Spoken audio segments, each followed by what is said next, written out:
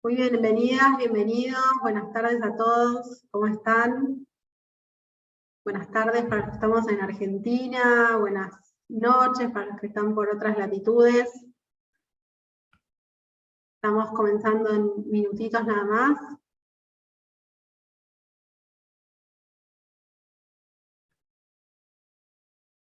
Muchas gracias por acompañarnos hoy.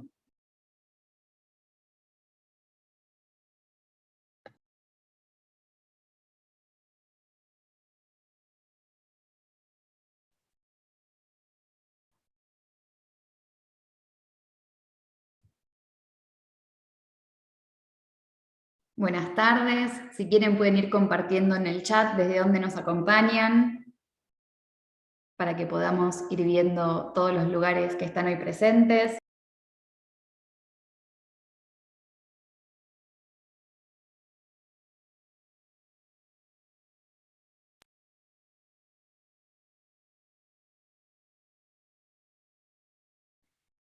Bienvenidas, bienvenidos a un nuevo ciclo de texto y contexto. Luego de la exitosa experiencia que compartimos en el año 2020, hemos decidido desde la Fundación BAMA de Educación y Cultura, con el acompañamiento de la Escuela Internacional para el Estudio del Holocausto de Yad Vashem y la Claims Conference, crear y desarrollar un nuevo ciclo de encuentros que apuntan a capacitar y brindar herramientas a los docentes que creen en nuestros espacios de formación. Esta propuesta está impulsada por los programas que desde Fundación BAMA hace más de 10 años forman a jóvenes y adultos educadores en temas de Shoah, Mansurim y Morey Morim. Para este encuentro abordaremos la temática vida y desaparición de una comunidad judía, el caso de Berislav, y está a cargo de Mijao Hoyak, director del Centro de Investigación sobre el Holocausto Yahad in Unum. Todo el ciclo tendrá traducción simultánea, ya que el disertante estará hablando en inglés, por lo cual es muy importante que puedan mantenerse en el canal en español. Si tienen alguna dificultad técnica, pueden escribirnos en el chat o pueden enviarle un mensaje privado al personal del staff que se encuentra aquí presente. Pueden ver ahora en la diapositiva la explicación de cómo configurar la traducción simultánea. Como el orador disertará en inglés, con traducción simultánea en español, para escuchar la sesión en idioma español, al ingresar a la plataforma deben realizar los siguientes pasos. Desde su computadora, en los controles de opciones de la reunión, en la barra inferior, hacer clic en interpretación. Hacer clic en el idioma que desean escuchar. Para escuchar solo el idioma interpretado, hacer clic en silenciar audio original. Si se están conectando desde el celular, en los controles de opciones de la reunión, en la barra inferior, hacer clic en más, y luego en la opción de interpretación. Hacer clic en el idioma que desean escuchar y luego presionar en finalizar. Para escuchar solo el idioma interpretado, hacer clic en silenciar audio original. Ahora sí, le paso la palabra a mi colega Leti Barán. Como pueden ver en la imagen, si tienen alguna duda, ahí está la representación gráfica de las indicaciones para la traducción simultánea. Les repito, cualquier dificultad nos pueden escribir para que les ayudemos con los problemas técnicos. Ahora sí, mi colega Leti Barán les dará la bienvenida. Hola, buenas tardes, Brujim Habayim, bienvenidos a todos. Es un gusto poder estar hoy aquí compartiendo con ustedes este ciclo de texto y contexto, este año ocupando el lugar de coordinadora de Morey Morim por este lapso de tiempo, mientras Verónica Kovacic se encuentra en su licencia por maternidad y quien les manda saludos a muchos y a todos de los que están hoy aquí. Les recordamos que estas sesiones, tanto el ciclo de hoy como el próximo, estarán disponibles en nuestro canal de YouTube de la Fundación BAMA, no en forma automática, es decir, no es que hoy de noche ya lo van a poder ver, pero en los próximos días sí. Tal como dice el título, el texto y el contexto para la enseñanza de la Shoah hago un pequeño comentario relacionado con el concepto de texto, que tiene que ver más con el interior y con algo propio e interno, y contexto, que tiene que ver con algo externo, abierto. Por lo tanto, la idea es poder conjugar esas dos visiones a la hora de lo que podamos transmitir hoy. Queremos agradecer especialmente la presencia de todos los colegas y todos los educadores de diferentes puntos del país, de diferentes países de Sudamérica, que están obviamente desde Argentina, pero también sabemos que nos están escuchando y están participando desde Paraguay, desde Uruguay, desde Brasil, desde Chile, desde Bolivia, desde Perú, desde Colombia, desde la República Dominicana, México, Venezuela, República Checa, Israel. Es un gusto tenerlos hoy aquí y estamos seguros que va a ser muy significativo y enriquecedor lo que Michał tiene hoy para compartirnos. Le doy entonces la palabra a otra de nuestras colegas y parte del equipo, Eliana Rab Vadihi, en nombre de la Escuela Internacional de Yad Vashem. Bien, buenas tardes a todos, buenas noches, acá desde Jerusalén, desde Israel. Un placer verlos. Un segundo. Bien, estoy muy emocionada de verlos y que estén acá con nosotros en esta actividad.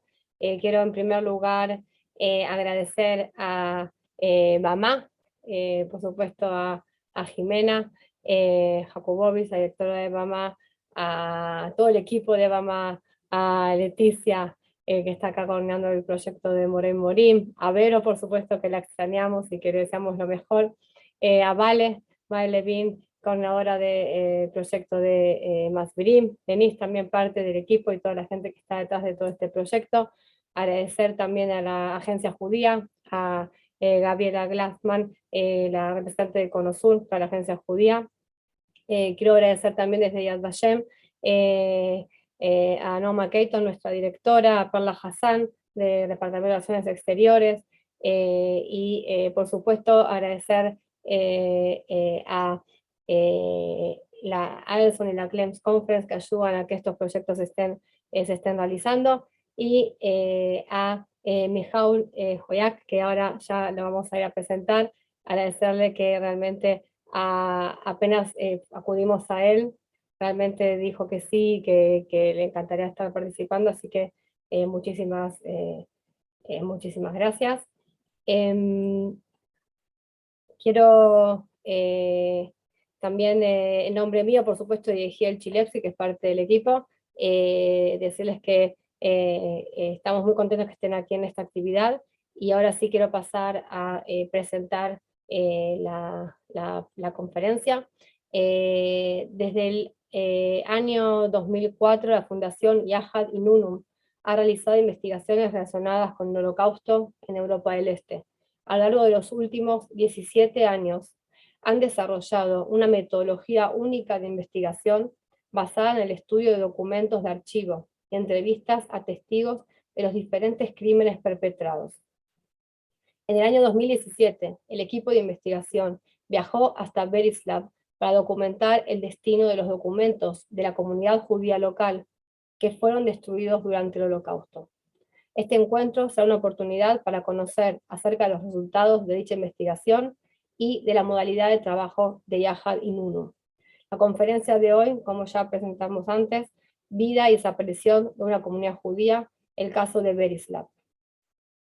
Michał Hoyak, originario de Polonia, ha trabajado para Yahad Inunum desde el 2010, cuando la organización comenzó su investigación en Polonia.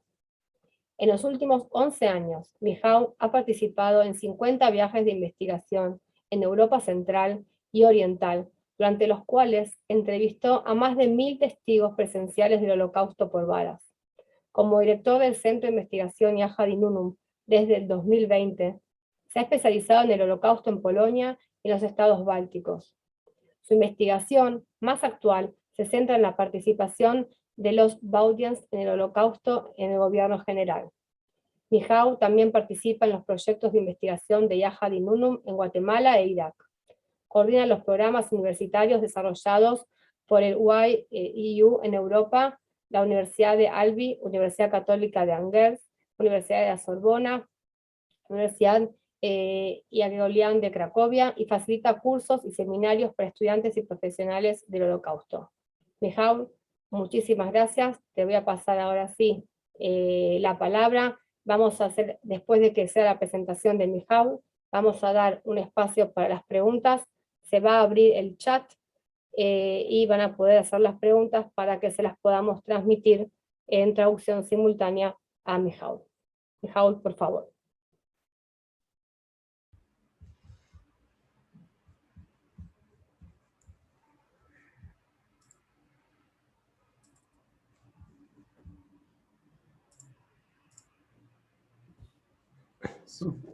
Good afternoon, good evening. Buenas tardes, buenas noches a todos. Estoy feliz de poder estar aquí.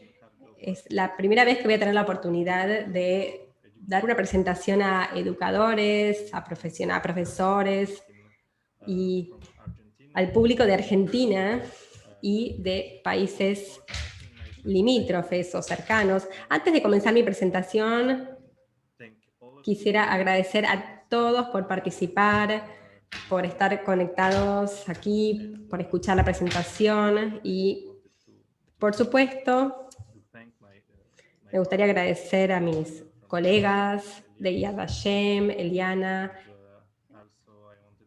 y también agradecer a mis colegas de la Agencia Judía, Gabriela Glassman, y también obviamente nuestras amigas Verónica, Jimena, Valeria, de Bamá, muchas gracias por la invitación. Como dijo Eliana, yo trabajo para una organización llamada Yahad in Unum, lo cual significa juntos en uno, en hebreo y en latino. Entonces, nuestra organización se dedica a documentar la evidencia del Holocausto en Europa del Este. Después tras una investigación exhaustiva de los archivos de polacos, rusos y muchos otros, nuestros investigadores se trasladaron a los campos en Europa del Este, viajando de aldea en aldea, para entrevistar a los testigos de los fusilamientos en masa, llevados a cabo por los nazis y sus colaboradores, entre 1941 y 1944. También intentamos identificar los lugares, los sitios de ejecuciones, al entrevistar a los vecinos no judíos que estaban presentes durante estos crímenes. También documentamos los destinos de otras víctimas civiles no judíos, romaníes, gente con discapacidades, prisioneros de guerra, que también fueron asesinados en fusilamientos masivos por diferentes unidades nazis. Al día de hoy hemos entrevistado a más de 7.000 testigos e hemos identificado a más de 3.000 sitios de ejecución del Holocausto en Europa del Este, lo que se llama el Holocausto por balas. Entonces, tienen simplemente como para darles un poco de información general sobre qué fue el Holocausto en Europa del Este, tienen que saber que más de 1/3 de los judíos, de las víctimas de judíos, o sea, más de 2 millones de personas, fueron asesinadas en fusilamientos masivos que se llevaron a cabo en gran medida en Europa del Este, en miles y miles de aldeas, de pueblos, en bosques, en pantanos, en campos. En muchas instancias, las unidades alemanas eliminaron comunidades completas en una cuestión de días o incluso horas, a la plena luz del día, frente a la población no judía. Este método criminal de asesinato por fusilamiento fue utilizado en toda Europa del Este, más allá sin importar la cantidad de víctimas. Podía ser una familia en una aldea de Bielorrusia o miles de judíos en una ciudad ucraniana. Y sin embargo, muchos de estos sitios de ejecución permanecen sin ser conocidos en la gran memoria de lo que es el Holocausto. En la primera parte, después de esta presentación, de esta introducción que les he presentado, vamos a intentar entender qué fue el Holocausto por balas a través de su geografía, su tiempo y sus perpetradores principales, y con un enfoque general. No voy a insistir demasiado en esta presentación sobre el Holocausto en Europa del Este, porque yo sé que ustedes ya van a tener una presentación de Orit Makaliot, de Yad Vashem, y yo tuve el honor de escuchar su presentación sobre el Holocausto en la ex Unión Soviética, y yo sé que ella va a pasar mucho tiempo con ustedes hablándoles sobre los eventos históricos más importantes que sucedieron durante el Holocausto. Yo voy a dedicarme más tiempo a hablar sobre la historia micro. Vamos a intentar entender juntos cómo se implementó el Holocausto en un espacio concreto, con actores concretos, a través de Berislav, una ciudad, un pueblo pequeño, ubicado al oeste de Ucrania, que pertenecía a la Unión Soviética antes del comienzo de la guerra entre Alemania, la Alemania nazi, y la Unión Soviética. Entonces, antes de la caída del comunismo, algunos historiadores, pocos, estaban interesados en estos llamados sitios de ejecución del Holocausto. Los sitios de ejecución masiva en los territorios ocupados de la Unión Soviética, en los estados bálticos, Polonia, los Balcanes. Por supuesto, los historiadores tenían conciencia de estos fusilamientos, pero en comparación le prestaban poca atención a estos lugares en sí mismos. Y por mucho tiempo los académicos y los investigadores se concentraban mayormente en los campos de exterminio y en los guetos. Desde hace unas décadas, sin embargo, los fusilamientos llevados a cabo por unidades alemanas han empezado a estar más conocidos, gracias a los archivos que fueron abiertos tras la caída del comunismo en los 90. Quería empezar esta presentación con algunos recordatorios importantes. Quiero decirles que la parte de Europa de la cual vamos a hablar durante esta presentación fue el lugar en el mundo en el que la mayor parte de los judíos solía vivir en el mundo antes de la Segunda Guerra Mundial. Antes de la guerra había alrededor de 3 millones de judíos viviendo en estos territorios de la Unión Soviética. Luego, cuando empieza la guerra entre Alemania nazi y los soviéticos, que empezó en junio del 41, los judíos que vivían en los territorios de los estados bálticos, Polonia del Este, alguna parte de Armenia, territorios que estaban anexionados por la Unión Soviética, la población en la Unión Soviética llegaba a 5 millones de judíos. Entonces era la concentración más grande de población judía en el planeta. Entonces, el 22 de junio del 41, Hitler empezó a invadir a la Unión Soviética con la Operación Barbarroja, y los diferentes grupos armados en el centro, en el norte y el sur lanzaron una ofensiva y fueron seguidos muy fuertemente por los Einsatzgruppen, cuya tarea era eliminar toda la oposición como amenaza, mayormente los judíos, pero también los activistas soviéticos, los discapacitados, los romaníes. Entonces la guerra traída por el Reich era la conquista de territorio, una guerra intelectual y una guerra absoluta de eliminación judío-bolchevique. Aquí podemos ver el mapa de los Einsatzgruppen en Europa del Este. Y los números respectivos de víctimas que cada grupo asesinó entre el 41 y el 42. Como pueden ver, había 4 Einsatzgruppen, el A, que operaba en el norte de la Unión Soviética ocupada, en los estados bálticos, y subieron hasta cerca de Leningrado. El Einsatzgruppe B operaba en Bielorrusia, en el oeste de Rusia. Luego el grupo C, Einsatzgruppe C, como pueden ver, operaba en Ucrania, en el oeste de Ucrania. Y el personal responsable, ellos fueron responsables por 118.000 víctimas.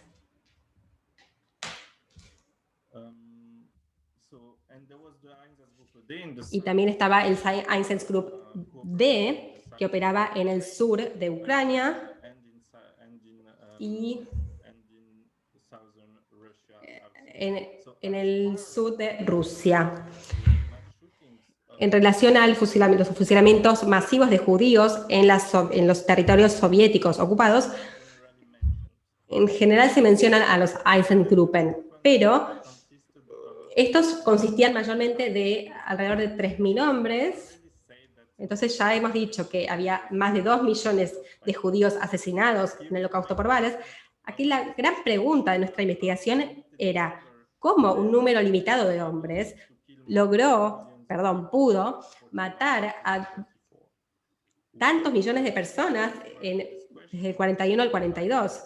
La respuesta a esta pregunta, parte de esta respuesta, es que ellos no eran los únicos involucrados en estas matanzas. De acuerdo al historiador Hilbert, que todos conocen, alrededor de 900.000 víctimas fueron asesinadas por Einsatzgruppen, pero otras unidades alemanas también estaban involucradas en el genocidio. Los batallones de policía, la Wehrmacht, la policía local, asistentes o ayudantes locales, y a veces incluso la población local. Entonces, si hablamos en términos de cronología, los fusilamientos de los judíos en los territorios orientales comenzaron antes de la primera matanza en las cámaras de gas, en los campos de exterminio, y fueron perpetrados más allá de la existencia de las cámaras de gas. En la primavera del 44 todavía había fusilamientos masivos y había cientos de judíos que fueron exterminados en Lituania. Entonces, especialmente después de la derrota en Stalingrado, los nazis resolvieron que toda la evidencia de sus crímenes desapareciera. El objetivo de la operación 1005 era abrir las fosas comunes, incinerar los cadáveres encontrados allí y eliminar todo rastro de la población judía en Europa a través de una última ola de genocidio. La operación fue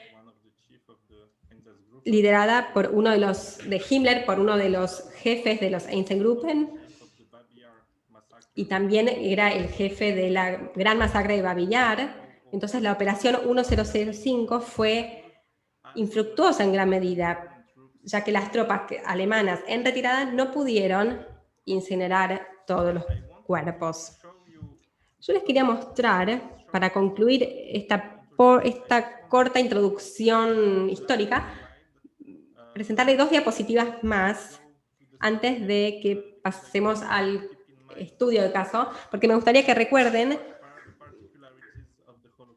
algunas particularidades del Holocausto en estos territorios. Como hemos dicho, más de un tercio de las víctimas del Holocausto fueron asesinados en ejecuciones en masa. Solamente en Ucrania hubo 1,1 millón de judíos asesinados. Es más incluso que en el campo de Auschwitz-Birkenau. No era un proceso de asesinato industrial, sino que era un hombre matando a otro hombre, un crimen personal. También está el hecho de que los fusilamientos comenzaron en junio de 1941 y se perpetraron hasta 1944 en la Unión Soviética, a pesar de que ya existían los campos de exterminio. Y estas ejecuciones se perpetraban en territorios enormes que cubrían desde Letonia hasta el Cáucaso.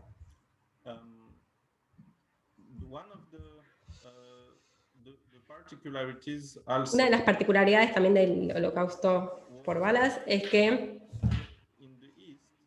en el este no eran las víctimas que eran llevadas hacia los perpetradores en los campos de exterminio, sino que era al revés. Las unidades alemanas iban aldea por aldea a exterminar a todas las comunidades judías que estaban viviendo en esos territorios ocupados de la Unión Soviética. Eran crímenes móviles. Para asegurar esta movilidad, entonces, las unidades alemanas tenían que contar con administración local, policía local, contar con la población local también, para poder organizar estos fusilamientos masivos.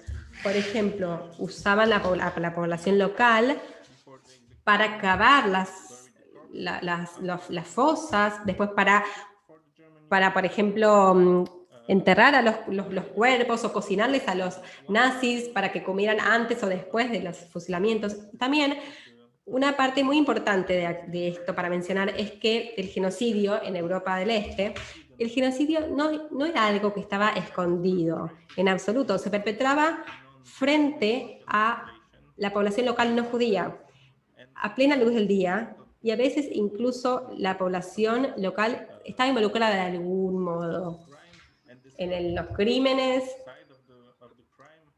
y también podemos decir que es muy relevante esto cuando hablamos de las fotos del Holocausto, porque tenemos muchas, hay decenas, quizás cientos de imágenes de los fusilamientos masivos perpetrados por los nazis y sus colaboradores en Europa del Este. Y si hablamos, por ejemplo, del exterminio de los judíos en los campos de exterminio, no tenemos tantas fotos de Treblinka, de Auschwitz, y especialmente no tenemos fotos de los últimos momentos del genocidio, ¿no es cierto? Cuando las víctimas finalmente mueren, son asesinadas. Entonces esto es todo en relación a esta breve introducción sobre la presentación, sobre el Holocausto en Europa del Este. Ahora vamos a ir a la segunda parte de la presentación. En los próximos 20-30 minutos vamos a intentar entender cómo el Holocausto se implementó por los nazis en un pueblo en el que la comunidad judía solía vivir previamente a la Segunda Guerra Mundial y al Holocausto. Entonces este pueblo se llama Berislav, y con el equipo de Yahad y Nunum lo visitamos en mayo del 2017 para llevar a cabo una investigación sobre el destino de los judíos de Berislav durante el Holocausto. Entonces el pueblo de Berislav es muy pequeño, hoy son aproximadamente 12.000 habitantes, está ubicado a 1 hora en coche de Kherson, está en el río Dnieper. Es un estilo muy soviético de pueblo, Y la ubicación cercana al río también va a tener su importancia durante el Holocausto. Veremos esto más adelante. Hoy no hay comunidad judía viviendo en Berislav. Hay poca información histórica que les voy a brindar. El primer informe de comunidad judía viviendo ahí es de comienzos del siglo XIX.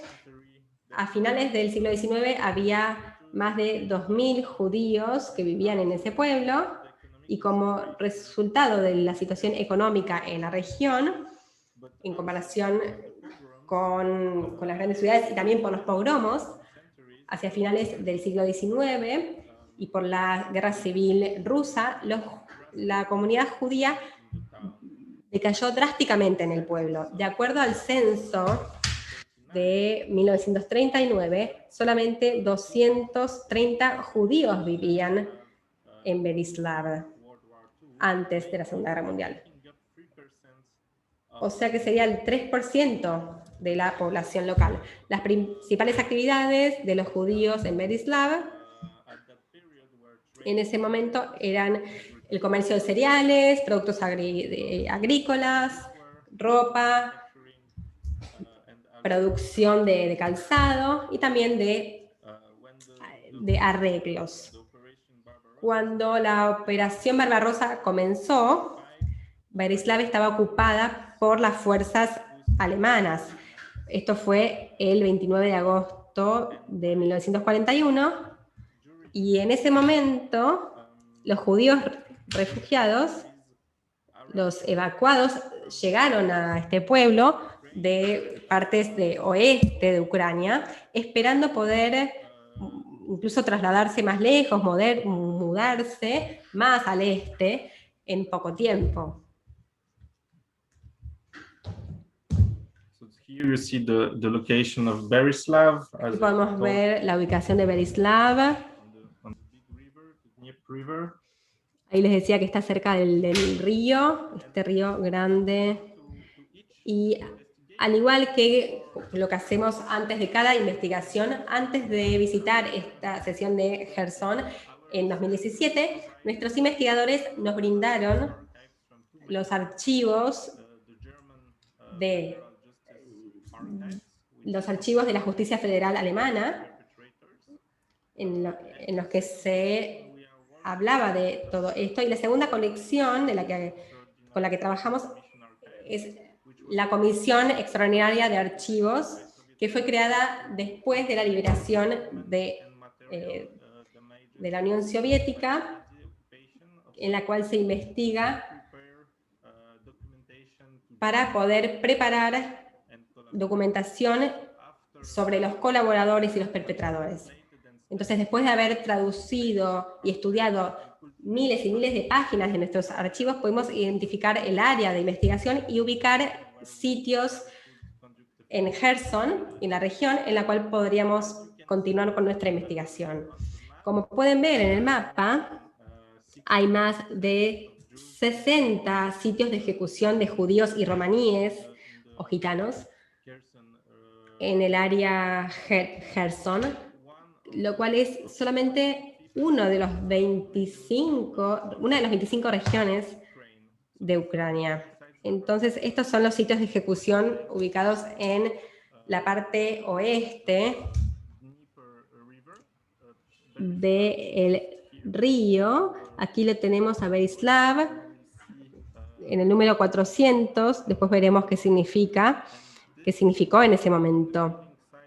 Y estos son los sitios de ejecución ubicados en la parte este del río, y en verde tienen los sitios de ejecución de las víctimas judíos, y en rojo se pueden ver los sitios de ejecución de las víctimas romaníes. Entonces, después de este trabajo en profundidad que realizamos con los archivos, enviamos un equipo a Kherson. Eran 11 personas con investigadores, fotógrafos, cameramen, traductores, para entrevistar a los testigos para que nos pudieran ayudar a también ubicar los sitios de las fosas comunes de las víctimas. Este es un fragmento de la Comisión Estatal Extraordinaria, un testimonio de un hombre que fue reclutado para cavar la fosa y enterrar a las víctimas en la gran ejecución de Berislav, y habla sobre el hecho de que había 400 judíos, o sea, llevaron a 400 judíos al barranco. Quisiera que presten atención a algunos nombres que podemos ver aquí en los archivos. Son nombres de personas que colaboraron con los alemanes, estaban en la policía local ucraniana, Danilenko, también tenemos a Bondrovsky, y volveremos a estos nombres pronto.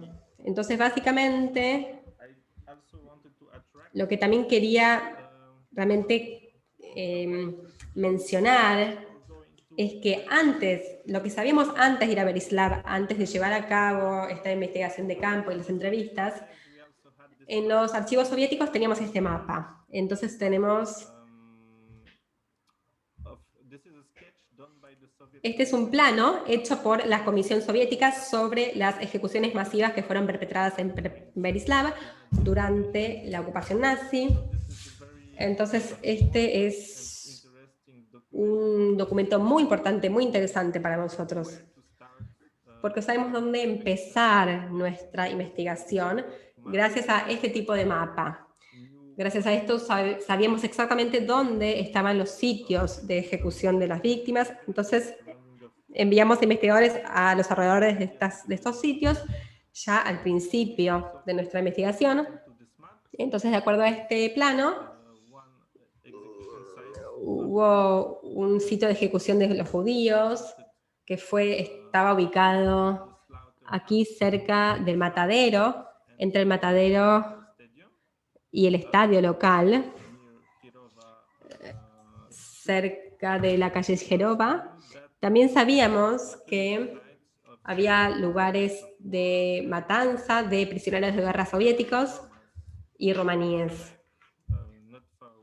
como no muy lejos, y también no muy lejos del matadero. Entonces, básicamente, si combinamos los archivos que usamos para la investigación, sabíamos las áreas de operación, y también sabíamos que en septiembre del 41 hubo el principal fusilamiento de la población judía, que fue de aproximadamente 400 judíos que fueron asesinados, y también de otro asesinato en masas en octubre del 41, y también sabíamos que entre el 41 y el 43 hubo más de 1.200 prisioneros de guerra que fueron ejecutados en Berislav, y también sabíamos que había habido el fusilamiento de 16 romaníes por el Einsatzgruppe D. Entonces, básicamente, esta es la información que teníamos antes de llevar a cabo la investigación. Entonces, una vez que arribamos a Berislav, empezamos a buscar testigos, personas que hubieran nacido antes de la guerra, que hayan vivido en Berislav y que recordaran qué había pasado con los judíos durante la ocupación alemana. Entonces, las personas que ven aquí no son judíos, son vecinos de Ucrania. Entonces, una vez que llegamos a Berislav, los entrevistamos a 5 de ellos durante nuestra investigación. Luego también entrevistamos a otra persona que no está aquí porque se mudó a Berislav después de la guerra, pero igualmente dio un testimonio sobre el Holocausto en otro pueblo en la región. Entonces, la primera persona a la cual entrevistamos era Alexandra, que había nacido en 1932. Quiero atraerles su atención a que los números que ven ahí son los años, digamos, de nacimiento. La mayoría eran niños o adolescentes o muy jóvenes, durante el 41 y el 42. Años en los cuales se sucedieron la mayor parte de los fusilamientos en la región, ¿no? Entonces, algunos de ellos tenían la misma edad de los estudiantes que ustedes tienen en sus clases, en sus aulas. Entonces, la primera persona a la cual entrevistamos era Alexandra, tenía 9 años en el 41, cuando la población judía de Berislav fue ejecutada. Ella tiene algunos recuerdos del periodo preguerra. Recuerda que Berislav era habitada mayormente por ucranianos, pero también había algunas familias judías, unas tiendas judías. Ella fue a la escuela con algunos niños judíos, recuerda algunos nombres, Baña, Galia. También recuerda algunos lugares de la vida judía previa a la guerra. Recuerda que había un cementerio judío en las afueras de la ciudad.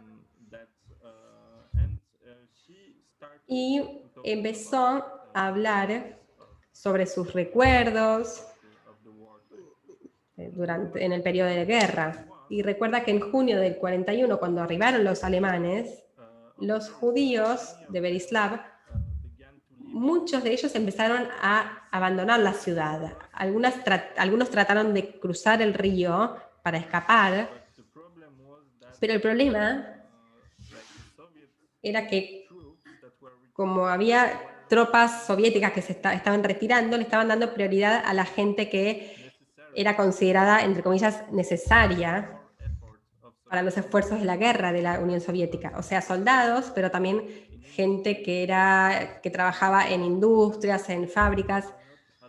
Entonces no permitían a los judíos cruzar el puente para irse más lejos,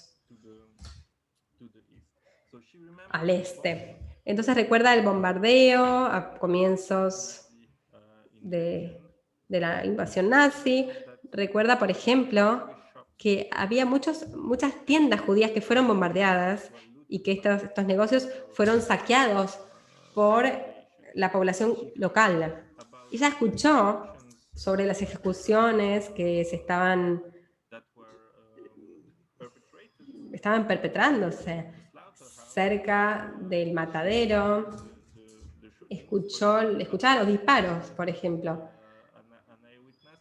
Pero ella no fue un testigo ocular de las matanzas, pero ella dijo que se daban cerca del matadero. La segunda persona a la cual entrevistamos en Berislav fue Fedir. Era un hombre muy mayor, nacido en el 24, o sea que tenía 17 años en el 41. Era un adulto joven. Su testimonio es un poco diferente de, por ejemplo, el de Alexandra, que era una niña en ese momento. Pero Fedir recuerda que algunas de las comunidades judías de Berislav recuerda, por ejemplo, al barbero de Berislav, que era judío, y lo mencionó varias veces, mencionó su nombre, lo llamaba Ziomka. Entonces, en el 41, cuando se dieron las ejecuciones masivas de judíos en Berislav, él vio una columna enorme de judíos que pasaban delante de su casa. Fue en el verano del 41, y dijo que los judíos en la columna estaban llevando sus cosas, les habían dicho que llevaran sus pertenencias con ellos, porque los iban a enviar a algún lado, eso es lo que él dijo. Y en la columna había hombres, mujeres y niños, y todos ellos caminaban descalzos y eran escoltados por la policía local y por los alemanes.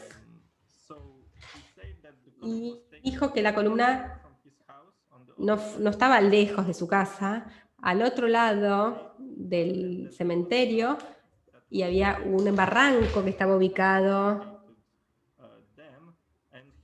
allí y él fue a ver qué es lo que estaba pasando. Como un adolescente curioso, él se escondió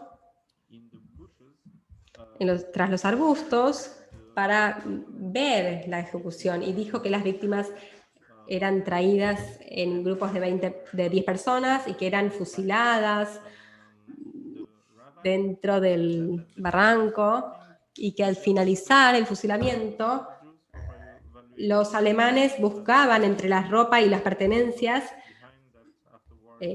para ver qué es lo que tenía valor y el resto lo dejaban ahí para ser llevado después por la población local. También mencionó que ahí cerca de los sitios de ejecuciones también se asesinaba a los prisioneros de guerra soviéticos después de haber estado encarcelados en edificios de sinagogas. Ahí había como un campamento. Era muy común que los alemanes cuando llegaban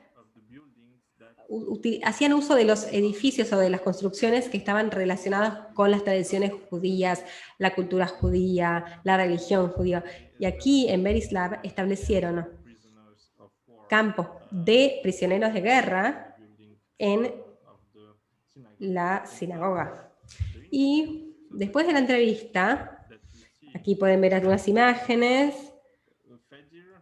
Fedir nos llevó al sitio de lo que era el cementerio judío en su momento, y como pueden ver a la izquierda,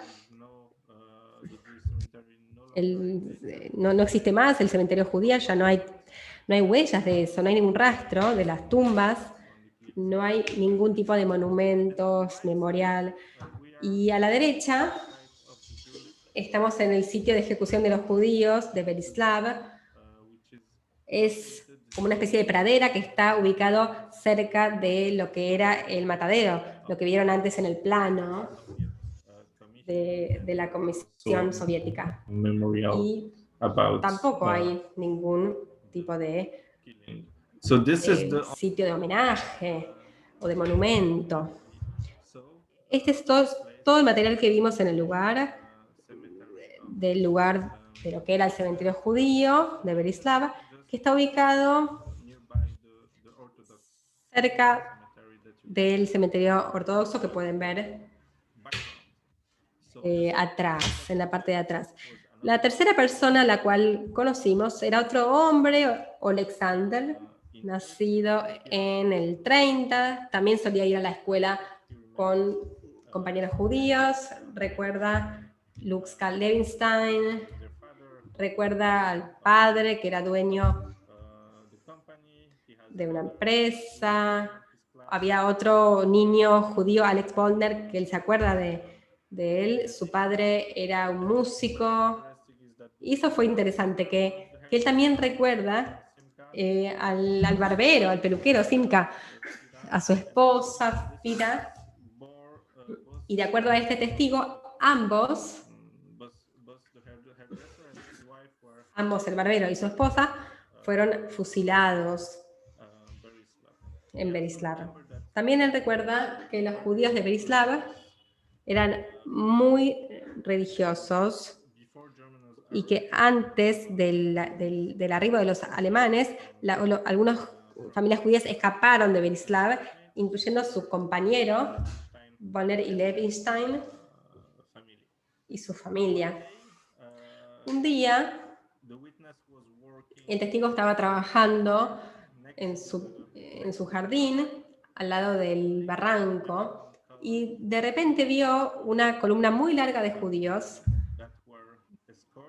que estaban escoltados, mujeres, niños, hombres, mujeres, niños, todos estaban descalzos, todos estaban siendo controlados por alemanes en uniformes y policía local, en ropa blanca, y él reconoció a algunos de los policías, mencionó los nombres, el nombre de Danilenko, no sé si recordarán, pero este nombre, Danilenko, es el que aparecía en los archivos soviéticos.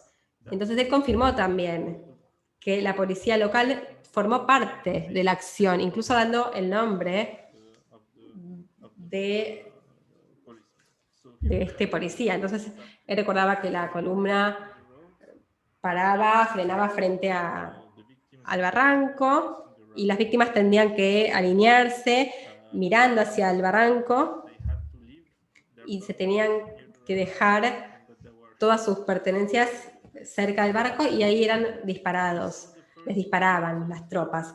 Él vio los primeros grupos de víctimas, cómo los fusilaban, y después él se tuvo que ir, porque un hombre que había sido reclutado por las autoridades locales para llenar el pozo, le dijo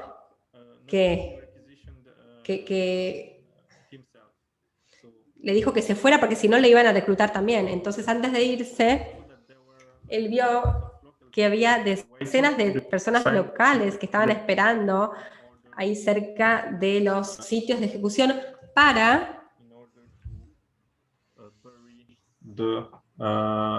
enterrar los cuerpos. Entonces, después de la entrevista, Alexander también nos llevó al sitio de ejecución de los judíos, y resulta ser que era el mismo lugar exactamente que los testigos anteriores nos habían mostrado, en el medio, cerca del matadero. Entonces, después del testimonio con Alexander y la visita a los sitios de asesinato, entrevistamos a otra persona, y ahora me gustaría mostrarles su testimonio. Y después vamos a ver qué aprendimos de este testimonio. Este es un testimonio de una persona llamada Nicola, nacido en el 26. Y gracias a Cintia por la traducción.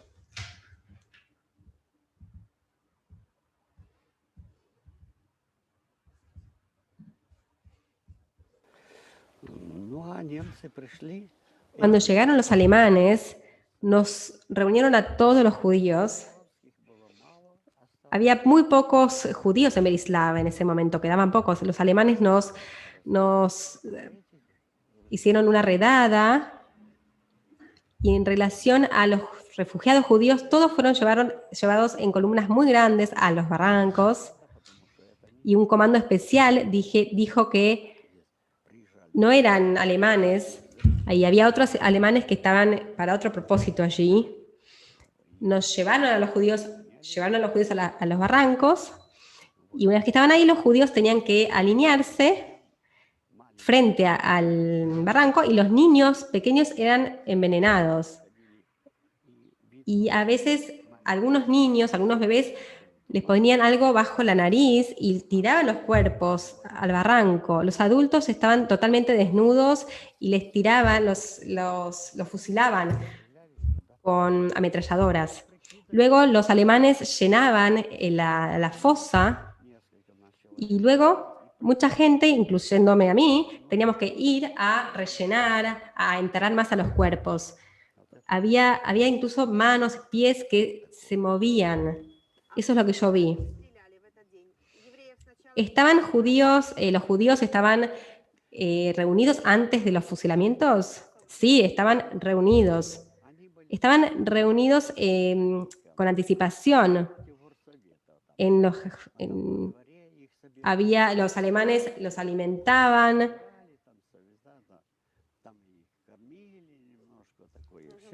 Y luego el comando especial llegaba.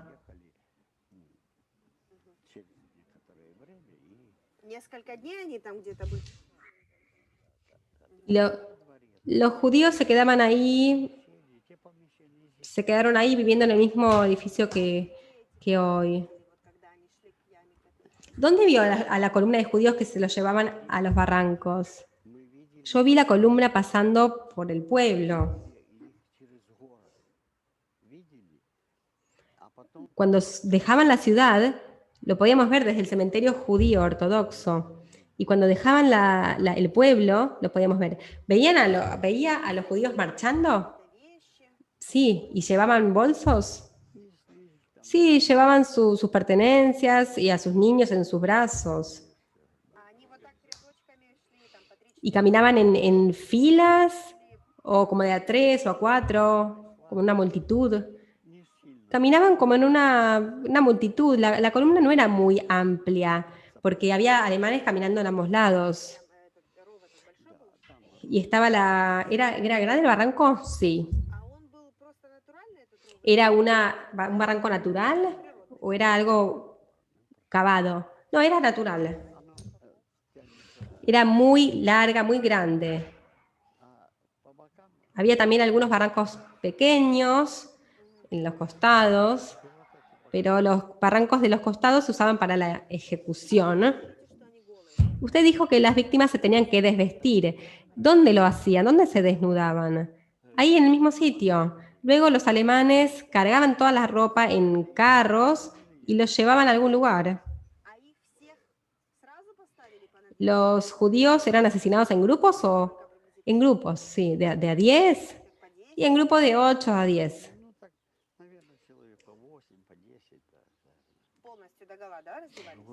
¿Estaban totalmente desnudos? Sí, completamente desvestidos.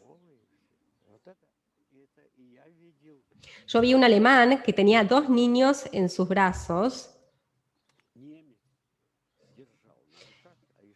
y les puso algo bajo sus narices y tiró los cuerpos. ¿Él usaba uniforme? Sí, él usaba uniforme. ¿No tenía una chaqueta blanca? No, todos usaban uniformes.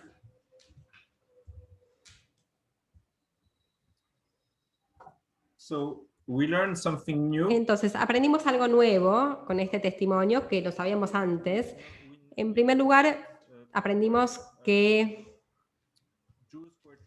había judíos que trataban de escaparse hacia el otro lado del río para irse más lejos, hacia el este, que estaban esperando la posibilidad de cruzar el puente. Y había decenas de personas, sino cientos de personas, y cuando los alemanes atacaron Berislav, bombardearon el pueblo. Y había muchas personas que estaban al pie del río que fueron asesinados porque los alemanes estaban tratando de destruir todas las construcciones. Y Nicola dijo que había pequeñas fosas comunes en todos lados, incluso cerca del río.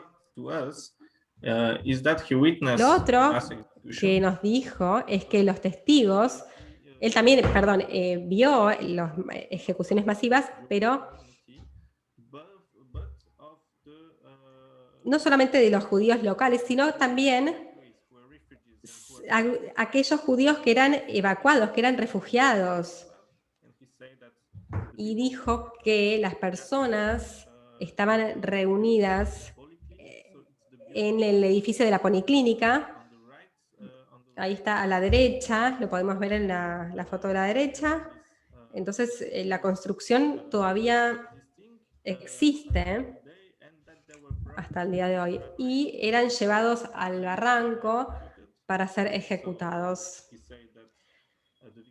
Por lo tanto, dijo que estaban desvestidos por varias razones. Los alemanes buscaban cosas valiosas en su ropa. También estaba obviamente la cuestión de humillarlos, humillaban a las víctimas, también hacerlos también para dificultar el escape. Si alguien intentaba escapar estando desvestido, iba a ser visto inmediatamente. Si lo comparamos con una persona que se escapa si está vestido. También envenenaban a los niños. Entonces, por mucho tiempo, los historiadores eran muy cuidadosos con respecto a esta práctica del exterminio. ¿Por qué? Porque no hay huellas, no hay ningún rastro de este tipo de exterminio en los archivos de los alemanes, de los perpetradores. Pero durante nuestra investigación ubicamos alrededor de 100 sitios de ejecución en donde había testigos que estaban muy cerca de estos lugares y que decían que los alemanes ponían producto, algo, bajo las narices de los niños. Y esto está confirmado por los archivos de la Comisión Soviética y también por los archivos de la KGB.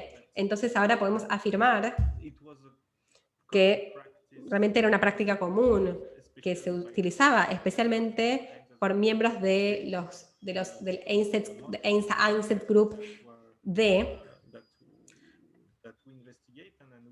de los que nosotros investigamos. También encontramos información del envenenamiento a niños durante la operación de los Einsatzgruppen, el D.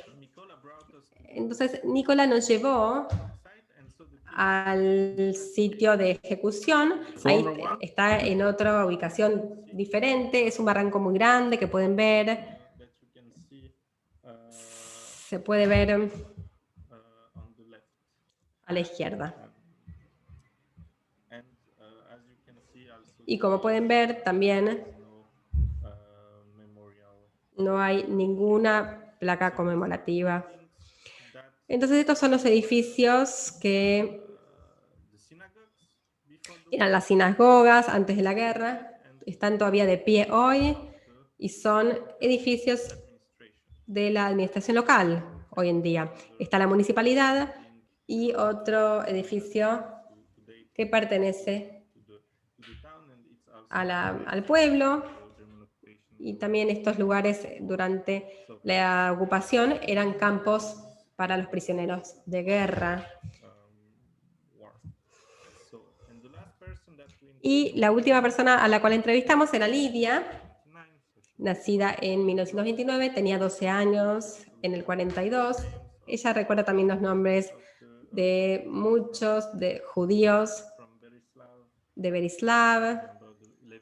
También recuerda a la familia Levinstein, porque tenía compañeros de esta familia en la escuela. Ella trabajaba... No, perdón.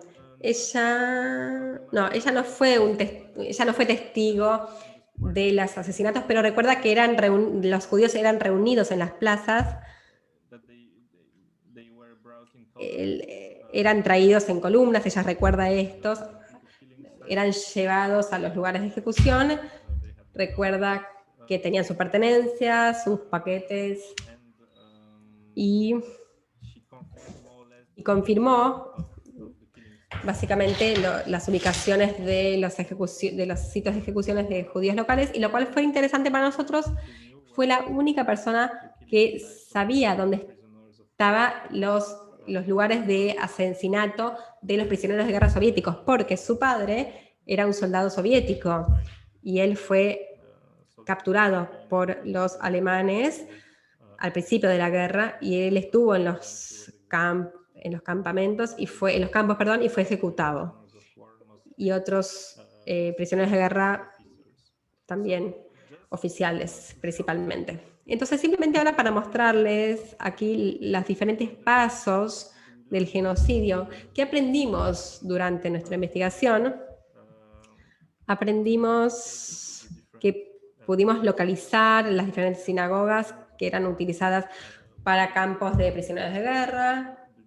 Pudimos ubicar los lugares donde eran reunidos los judíos antes de las ejecuciones, y pudimos ubicar los diferentes sitios de ejecución de las víctimas, además de los prisioneros de guerra soviéticos y de los romaníes, y también diferentes lugares de ejecución de población judía. Y podemos encontrar las últimas huellas del cementerio judío en Berislav. El primer plano que yo les mostré al principio de la presentación, por cierto, les quería mostrar también un mapa de Google de hoy, ¿no? Aquí tienen los dos. Entonces el plano era muy preciso, porque con esto pudimos hacer como un cruce de referencia y pudimos chequear lo que hemos encontrado en los archivos.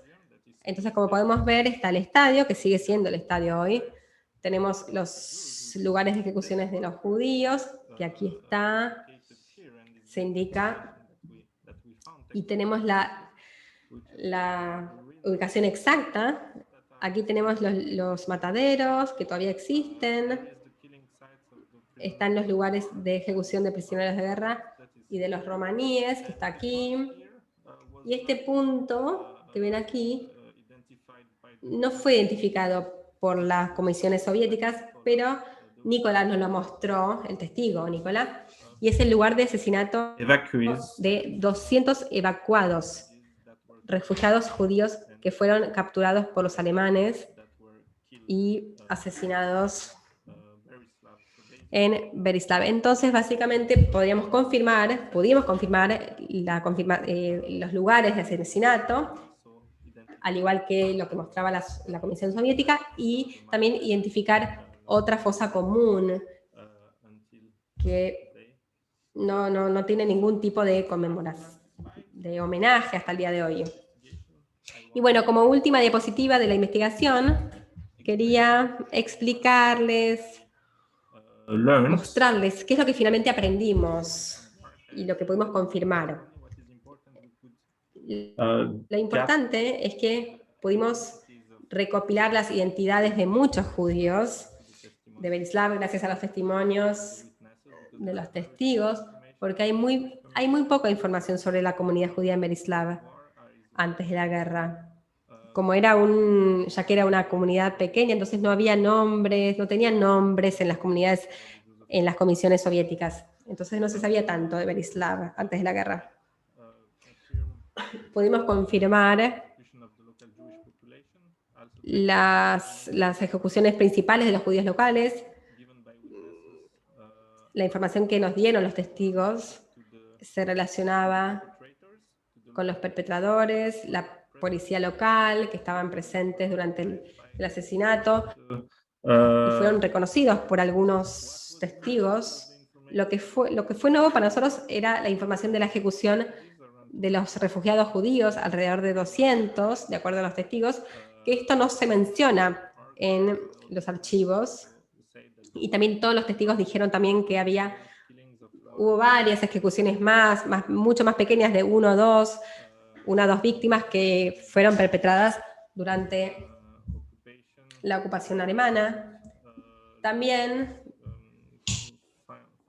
pudimos encontrar información, gracias a los testigos, sobre el asesinato de una familia en concreto y del barbero. Lo que no encontramos fue información de 17 judíos que fueron asesinados el 3 de octubre del 41. Pudimos sí ubicar los campos de prisioneros de guerra, los sitios de ejecución. La gente había escuchado sobre la ejecución de los romaníes en Berislav, pero ningún testigo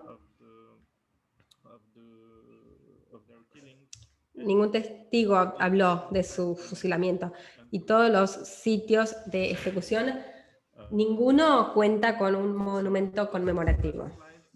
Entonces, bueno, las últimas dos diapositivas, si quisieran saber más sobre Berislav, si quieren tener acceso a los testimonios que les he mostrado, y bueno, obviamente tengo que hablar un poco del tema corporativo, un poco de publicidad.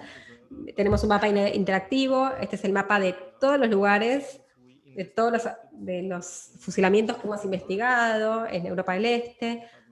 Pueden encontrarlo en yahadmap.org. Hay una página de cada lugar que investigamos. Hay uno, obviamente, sobre Berislav, con algunos fragmentos de nuestros testimonios, fotos de hoy en día. También tienen material aquí que pueden usar en sus clases, si quisieran hablar sobre esta parte de la historia. También me gustaría recomendarles el proyecto de historias no contadas de Yad Vashem, de la página de Yad Vashem, que está dedicado a la comunidad judía de Berislav. Y también en en el canal de YouTube de Yad Vashem, si tipean Berislav, tenemos testimonios de sobrevivientes judíos de Berislav.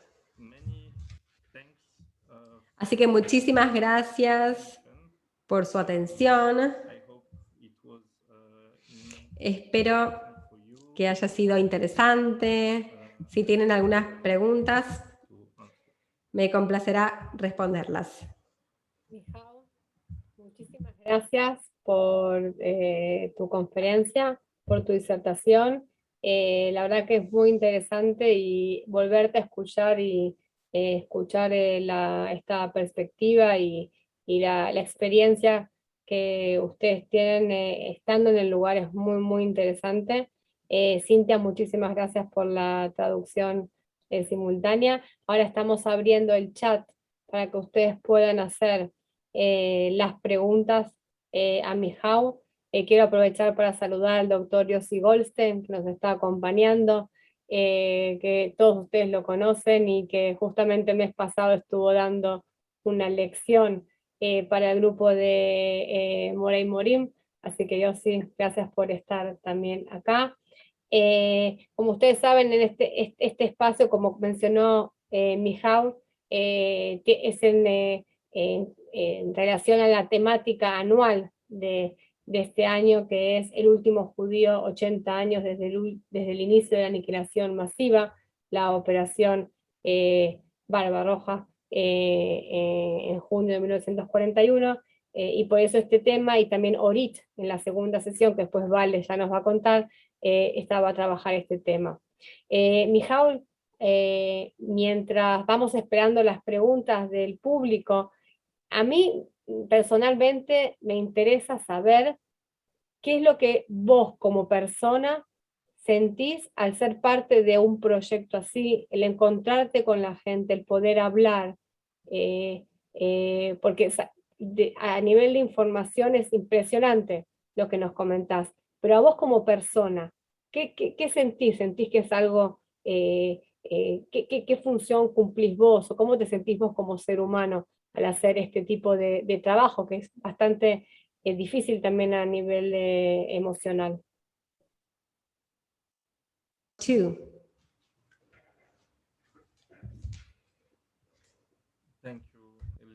Gracias, Eliana, por tu pregunta. Por supuesto, es muy importante esta cuestión. A menudo nos lo preguntan a todo el equipo que está participando de esta investigación, sobre nuestros sentimientos, nuestras motivaciones. Les voy a dar dos respuestas. La primera es que intentamos no tener ningún sentimiento durante las entrevistas y no juzgar a la gente con la cual estamos hablando, porque no es nuestro trabajo.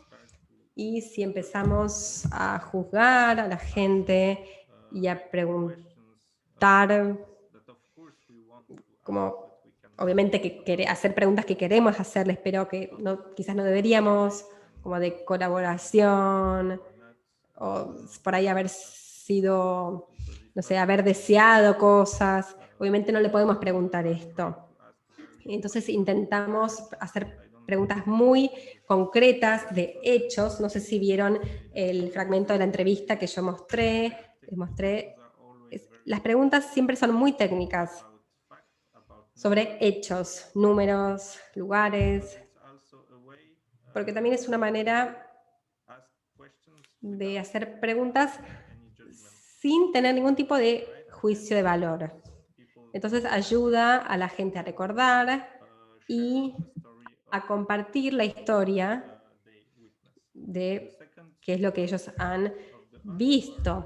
La segunda parte de la respuesta es entonces que, por supuesto, obviamente somos conscientes de que estos son los últimos momentos realmente que tenemos para recabar información y testimonios de aquellos que han observado, que han sido testigos de, primero, quiénes eran los judíos, cómo era la comunidad judía, cómo era la vida antes de la guerra, y también son los testigos de los genocidios, de sus vecinos. Entonces, nos lo tomamos muy en serio como responsabilidad el poder encontrar estas personas, porque en definitiva esta gente es quien está guardando la memoria de estas comunidades y son las últimas personas que probablemente sepan muchas cosas o que en muchos casos saben dónde están los cuerpos de las víctimas, dónde están las fosas comunes y dónde están ellos enterrados. Lo tomamos como una necesidad, una responsabilidad hacer este trabajo, pero claro que hay una parte emocional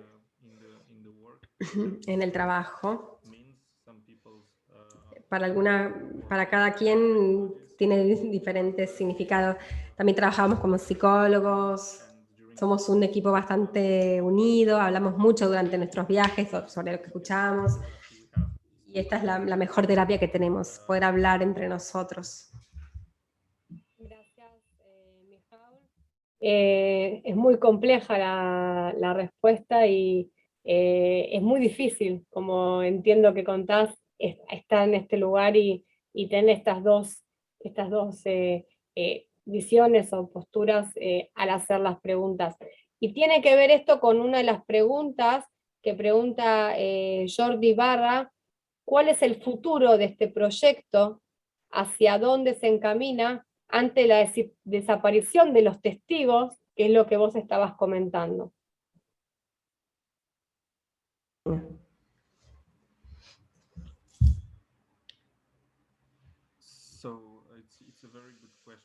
Muy buena pregunta. Pero vamos a continuar tomando testimonios, porque sentimos que cada año, cada viaje que hacemos hay menos testigos. Por ejemplo, en Berislav, que haya 5 o 6 testigos es raro. Podemos tener 2 a veces no hay más que 2 testigos. A veces vamos a una aldea, a un pueblo, y no hay testigos. Entonces los estamos buscando, pero no hay nadie. Entonces todavía estamos realmente apurados por poder hacer la mayor cantidad de entrevistas posibles en 2 o 3 años más y poder identificar más sitios relacionados con el genocidio, con la vida judía y la continuación natural. Bueno, por el momento lo que estamos realmente concentrándonos en hacer es en las entrevistas, pero la continuación natural de esto va a ser dar un lugar apropiado de una manera de conmemorar y enterrar de alguna manera, homenajeando a las víctimas. Porque hay lugares que son realmente muy difíciles de acceder, están ubicados en áreas muy remotas, en áreas muy pobres, en donde no hay iniciativas para conmemorar a la comunidad judía y a las víctimas judías. Y lo otro es, por supuesto, que ahora tenemos casi 8.000 hoy. Ya terminamos 2 viajes. En las últimas semanas estuve en Polonia, la última semana, para investigar. Y tenemos casi 8.000 testimonios ahora. Ahora, de hecho, tenemos que empezar a compartir, a divulgar estos testimonios en diferentes niveles, al nivel académico, intercambios académicos, pero también a nivel educativo. Estamos empezando a tener iniciativas educativas como las de hoy. Hace 2 o 3 años empezamos con esto y estamos desarrollando cada vez más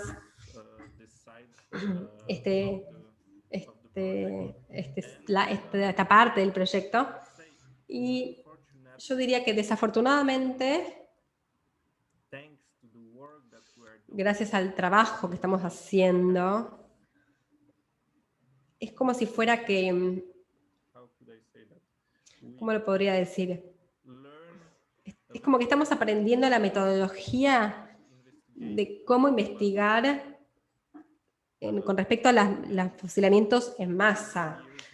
Y desde hace varios años muchos países nos preguntan, muchas instituciones nos preguntan, nos piden que investiguemos sobre violencia masiva o en masa, más contemporánea, más moderna. Por ejemplo, ahora tenemos uno de nuestros proyectos principales que es en Irak y en Siria, y estamos investigando los crímenes cometidos por ISIS contra los yazidis, las minorías yazidí, que solían vivir alrededor de las montañas y en 2014 fueron perseguidos por ISIS cuando este grupo expandió su territorio en Irak y Siria. Entonces estamos entrevistando a aquellos que han podido escapar, que pudieron escapar de ISIS. Y como es un genocidio que sigue vigente, yo uso esta palabra a propósito, genocidio, porque en lo que es ley internacional, para las instituciones internacionales, están afirmando que estamos hablando realmente de un genocidio, y como es algo que sigue presente, agregamos una visión humanitaria. Abrimos centros en diferentes campamentos, especialmente para mujeres de Yazidi que eran esclavas sexuales, fueron esclavizadas por ISIS por años, y especialmente también para niños jóvenes, niños pequeños, que fueron secuestrados por ISIS y que los envían a escuelas del Corán y los entrenan, y el desafío el reto para ellos es reintegrarse en la sociedad porque son muy, muy pequeños, se olvidaron de su idioma natal, ellos hablaban kurdish, pero a los 5, 6, 7 años fueron llevados a estos lugares por ISIS, entonces les robaron su identidad. Entonces tenemos talleres con ellos en los cuales pueden aprender artes, idiomas, para poder socializar nuevamente en nuestros campamentos de Yahad y Nunum, para poder reconectarse con su pasado, su identidad, porque realmente no sabemos cuál es el estado emocional, psicológico de estos niños, porque estaban listos para asesinar gente. Entonces necesitamos desarrollar este tipo de iniciativas. No sabemos si estos niños no son peligrosos para la sociedad o no, así que fue una respuesta muy larga. Muy interesante la respuesta, y sabemos que también trabajan con otros genocidios. 2 preguntas cortas para terminar que están haciendo aquí. Una es de Andrea Trumper. ¿De qué forma identifican y corroboran que ese sitio haya sido un lugar de ejecución? Vimos que hay documentación de los archivos y vimos que hablan con los testimonios. ¿Hay algo más que ayude? ¿Y quién viaja con ustedes? Esas 11 personas que mencionaste, ¿quiénes son? ¿Qué tienen? Y la última... So I will start. Sí, perdón. Yes, please go ahead. Okay. Para terminar, la última pregunta es si las autoridades de Berislav sabían de estos lugares, las autoridades del lugar, cómo hicieron ustedes para encontrar estos testimonios, y si ellos, la gente de Berislav, sabían. Y listo. People knew.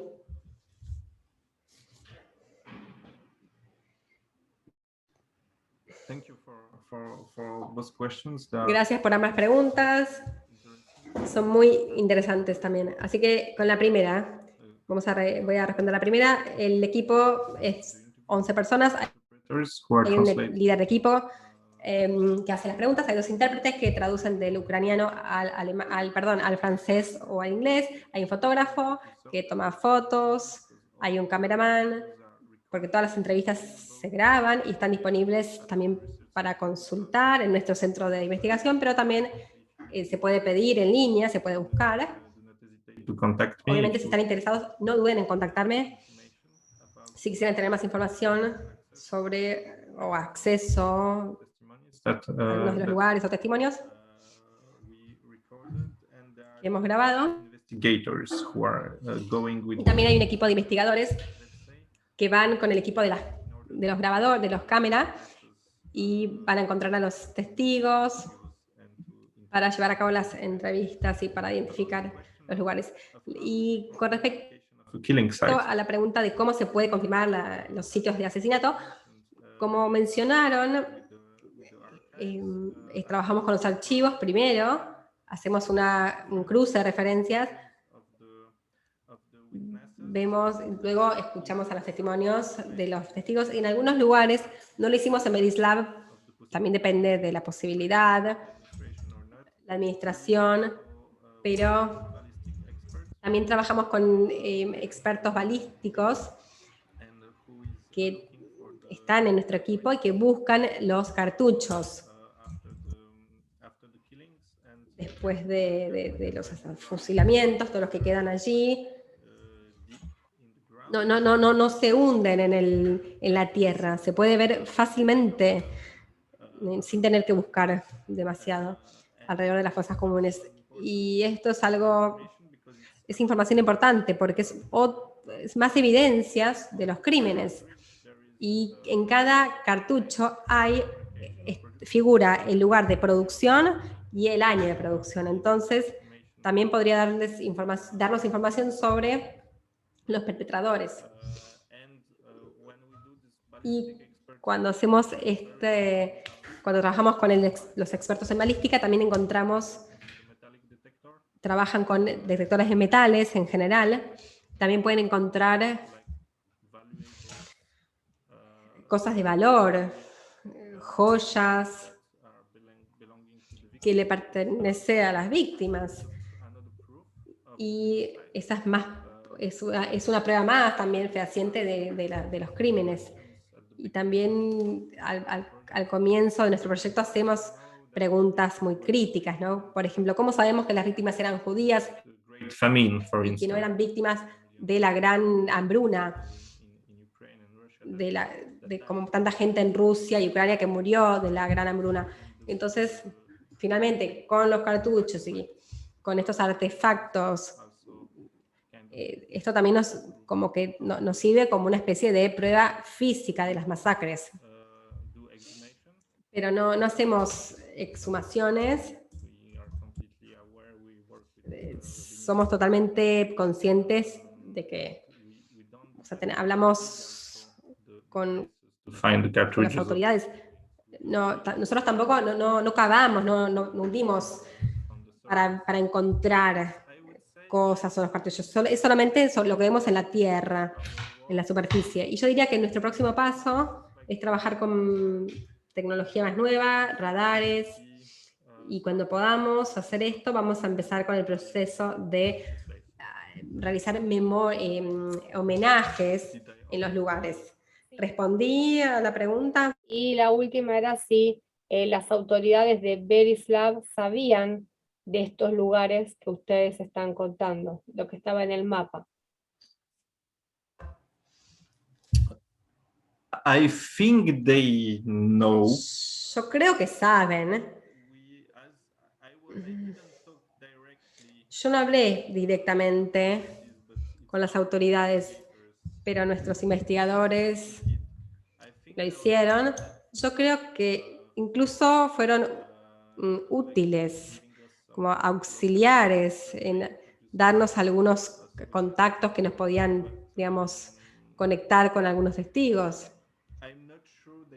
Pero no estoy seguro de que realmente hayan planificado hacer algún tipo de conmemoración.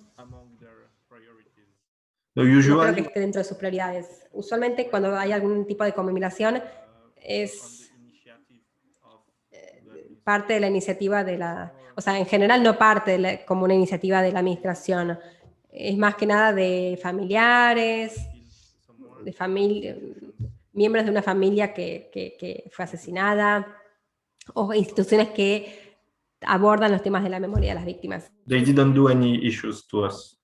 Pero no fue ningún problema, Querían preguntar eso, si habían tenido algún problema. Mijaul, te quiero agradecer en nombre de BAMA, de la Agencia Judía y de Yad Vashem, por haber estado y por habernos brindado y compartido con nosotros todo lo que están haciendo. Quiero pasar la palabra a Vale Levin para dar los últimos anuncios y Jimena finalizar.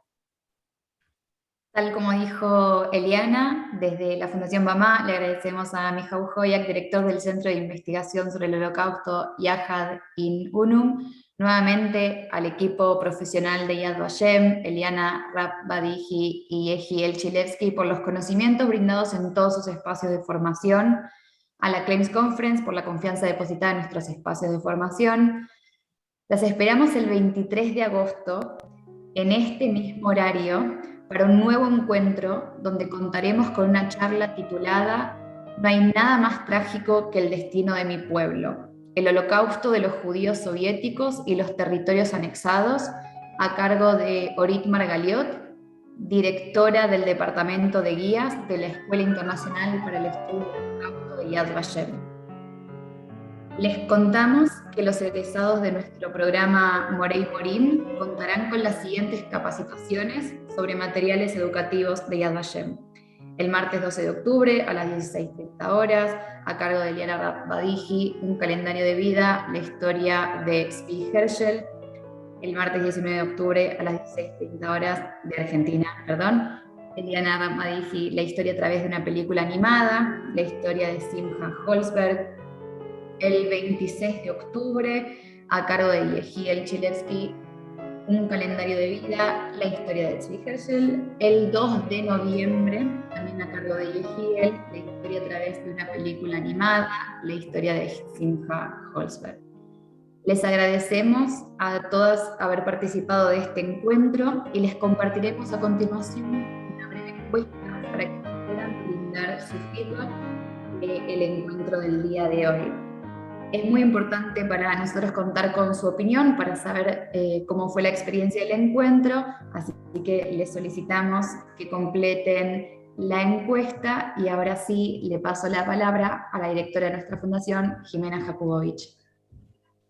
Simplemente agradecerles en primer lugar a Mijaul Hoyak por esta valiosísima conferencia, un aporte muy valioso.